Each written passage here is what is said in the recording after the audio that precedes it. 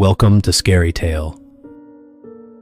Tonight's true story takes place in a century-old house filled with the creaks of time, a mother's instincts, and a single detail that should have never been overlooked. The dog door. What began as a quiet evening quickly twisted into a real-life nightmare.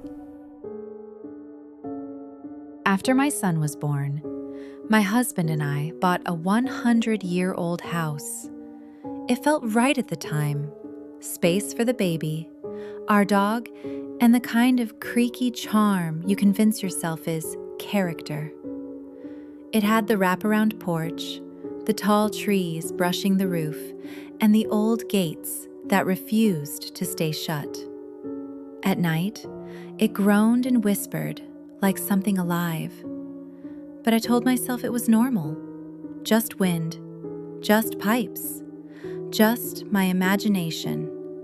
A leftover habit from childhood when I caught a neighbor boy watching me through my window. When we eventually split, I stayed in the house. He took the dog. I kept the drafty floors and distant knocking sounds. I told myself I wasn't scared, just tired. One evening, my son and I were on the couch watching a movie. The sun had just dipped below the horizon. Shadows filled the corners of the living room. My phone died mid-scroll. Annoyed, I got up to find my only charger, which, as usual, was nowhere to be found until I remembered it was in the kitchen. I stepped into the room and froze. That deep, sick feeling you get when your body knows something your brain hasn't caught up to yet. It hit me like a wave. Goosebumps, nausea, the air felt heavier. I turned toward the window facing the backyard. The gate was open, and someone was sitting cross-legged in the middle of the yard. Not moving, not blinking, just staring. A hood covered their head. They wore sunglasses, despite the dimming light. They didn't flinch when I stepped closer to the window, didn't shift or react, even when I was certain they could see me. Heart pounding, I quietly locked the back door, snatched up my phone and charger, and hurried to the dining room where my laptop sat. I messaged the first friend I saw online. Someone's in my backyard staring at the house. My phone's dead. If you don't hear from me in 5 minutes, call the police. Still, I waited. I assumed they'd disappear once they knew they'd been spotted, but the minutes dragged. I avoided the kitchen, made a clumsy excuse to my son about why we couldn't get water. When my phone finally came back to life, I called 911. The dispatcher stayed calm as I explained what was happening. I said I didn't know if the person was still there, that I was too scared to look. She gently asked if I could peek from a window without being seen. I hesitated, then crept low, inching toward the kitchen again. The door was locked, but there was something I had forgotten. The dog door. A large one, too large. One of those flappy vinyl kinds made for bigger dogs, with no real way to secure it shut.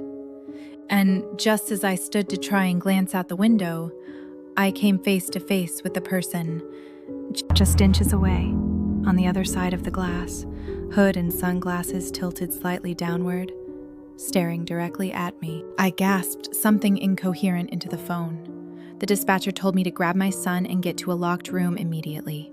I ran, scooped him up, whispered that we had to go. As I passed the kitchen one last time, I heard it. The flap of the dog door swinging open. I didn't wait to see what came through.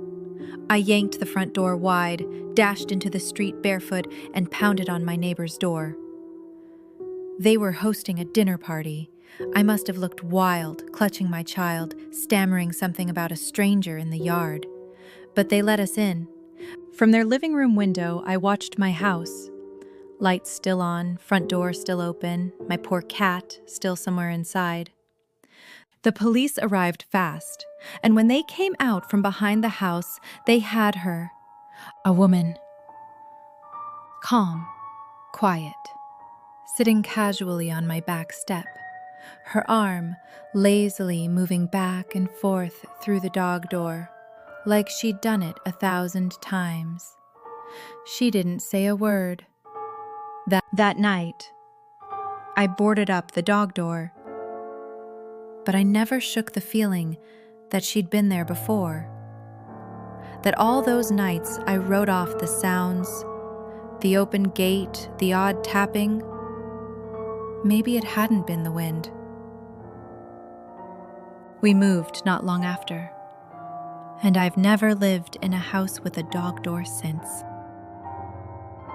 Some doors are meant for pets. Others become invitations. Thanks for watching ScaryTale. If this story made your skin crawl, leave a comment and tell us what detail haunted you most. And remember, you're not paranoid if they're already inside.